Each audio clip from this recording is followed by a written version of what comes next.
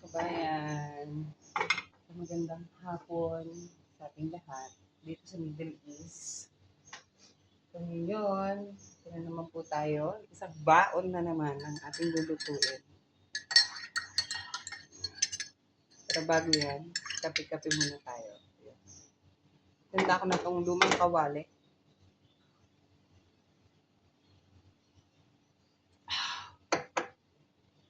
Bali, ito yung itsura ng napakita yung barin. Puro pader makikita nyo. Ayan. Ayan. Ganyan siya kainit. So, ito yung bintana. Binubuksan ko siya pag nagluluto kami. Yun siya. Grabe init. Bali, ano na, alas 12. Ayan. Puro pader yan. Ito, kabilang building na yan. So,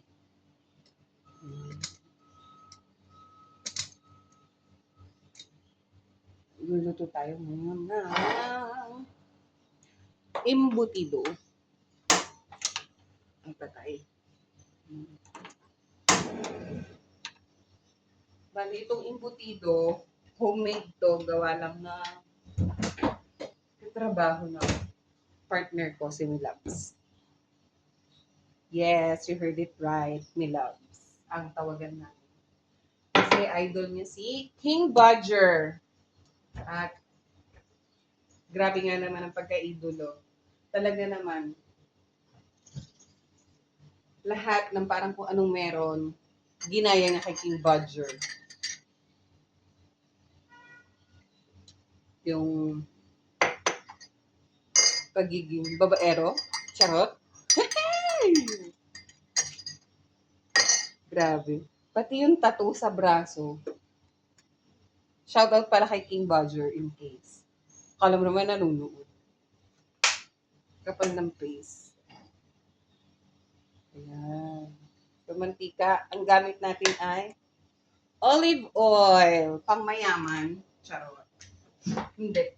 Bali, yan kasi yung kailangan kay Jowa, kay Milabs. So, yan na rin gamit natin. Ayan. Ay, grabe. Friday. Kahapon. Naman kami mabisi, siguro tinatamad na rin yung mga taong lumabas. Not unlike before, ano, pag Friday talaga umaariba kami sa restaurant. Alam mo yung halos hindi ka na makaihi. Kasi hindi ka pwedeng umalis dun sa posisyon, sa station. Yan.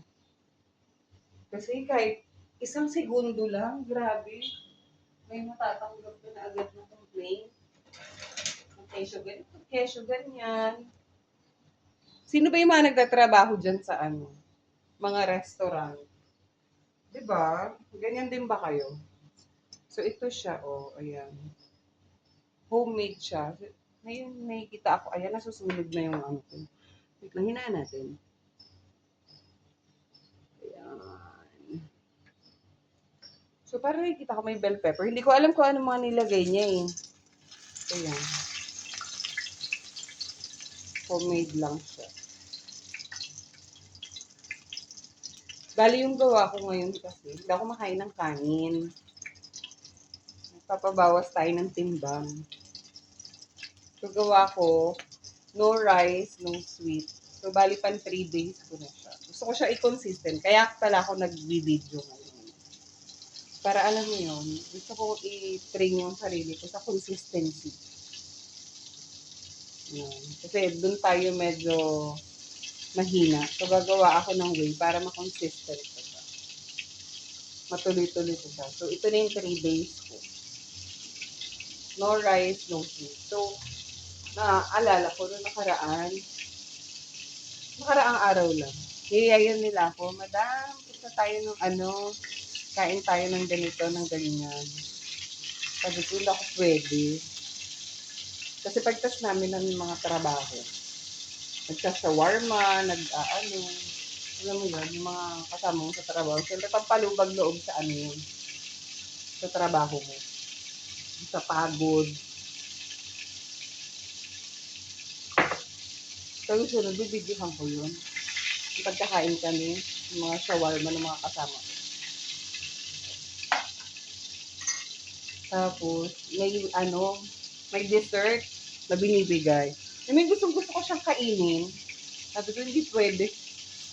Kasi allergy ako. So, yun yung tip ko para sa inyo. Kung gusto niyo nang makabawas ng timbang, bawasan niyo yung sweet, yung mga matatamis. Kasi itong kape ko, black coffee lang siya. So, ito lang yung almusal ko. Tapos, doon ako kumakain sa trabaho. Yun yung gawa ko. Kasi ang hirap magpabawas ng timbang. Ang daling magpataba. Alam mo yun? Ako yung kain ng kain. Sobra halos hindi ako mapigilan. Grabe. Ewan ko, parang kung walang kabusugan. Tapos ko na lang sa sarili ko. Ay, ang laki ko. Tapos ang unang lumalaki sa akin, yung tiyan. Kaya nahihirapan ako. Hindi ko alam bakit ganun. Yung tiyan yung unang lumalaki. Akala mo buntis. Tiyan unang lumalaki. Ano kayo lasa nito? Hindi ko pa na-try ito eh. Tapos, ano pa? Ito, egg. Ayan, siguro mga 2 piraso. Tapos, bibili na lang ako dito sa cold store ng kamatis, siguro.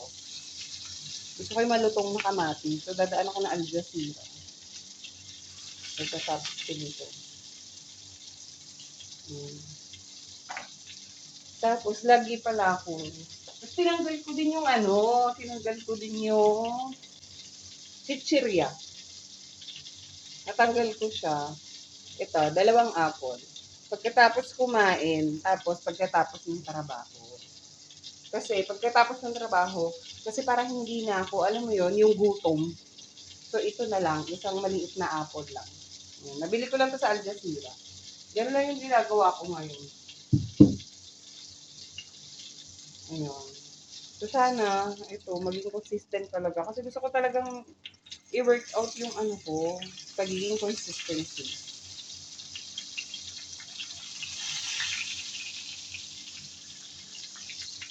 Kasi parang ang timbang ko na ata ngayon is,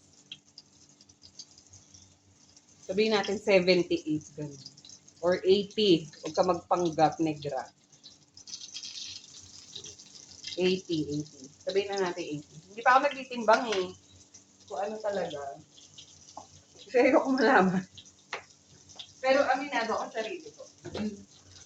Umano talaga. Lumaki talaga yung ko.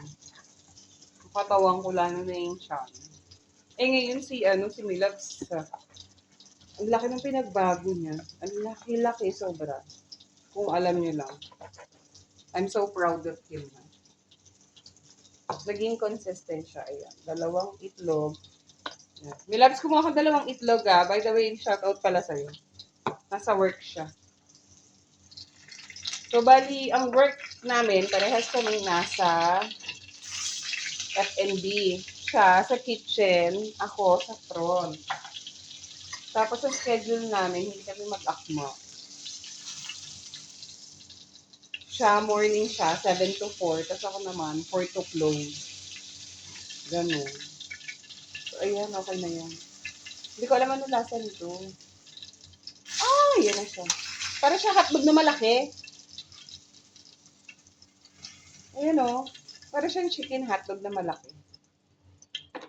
Yan. Ano pa kaya pwedeng baunin natin? Gusto ko rin sanang gulay. Pero okay na yan.